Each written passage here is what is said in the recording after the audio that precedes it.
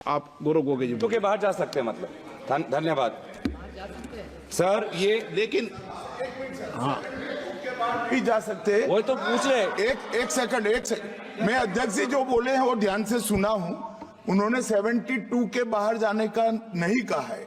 उन्होंने कहा कि माननीय सदस्य मनीष तिवारी ने 72 का हवाला देकर जो विचार व्यक्त किए हैं और जो विरोध किया है, इस पर सदन का कोई भी सदस्य अपने विचार रख सकता है।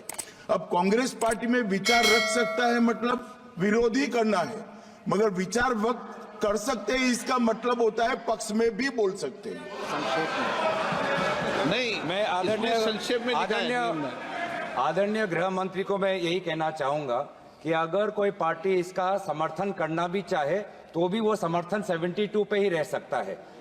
जनरल वो चर्चा में नहीं ला सकते। हाँ, समर्थन के लिए मैं सर ये दो जो कानून है, constitutional amendment 129 constitutional amendment act और the bill to further amend government of union territories act 63, national capital territories 91, Jammu Kashmir reorganisation act 2019, ये दोनों कानून संविधान और नागरिकों के वोट देने के जो उनकी संवैधानिक अधिकार है उस पर आक्रमण है और इसका हम पुरजोर विरोध करते हैं। विरोध का आधार ये है कि इस सबसे पहले 82(5) में चुनाव आयोग को जो यहाँ पे ताकत दी गई है कि चुनाव आयोग आज राष्ट्रपति को अपना एक निर्णय दे सकते हैं कि कब निर्वाचन हो सकता है। ये कभी भी इससे पहले चुनाव आयोग की ऐसी ताकत भारत के संविधान के निर्माताओं ने नहीं बनाया है।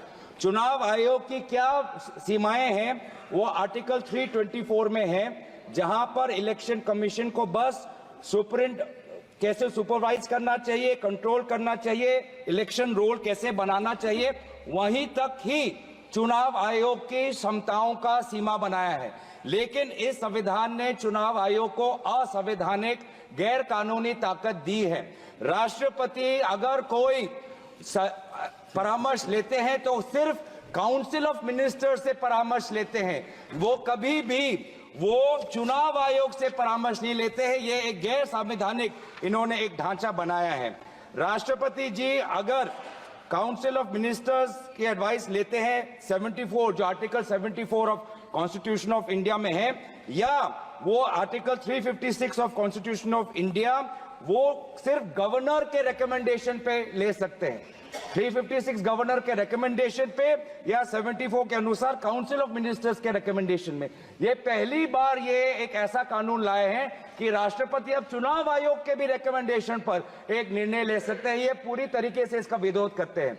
चुनाव आयोग में किस प्रकार से कमिश्नर्स नियुक्त होते हैं, नहीं होते हैं, सुप्रीम कोर्ट की भूमिका रहती है, हटाई जाती है, उस पर हम बाद में चर्चा करेंगे।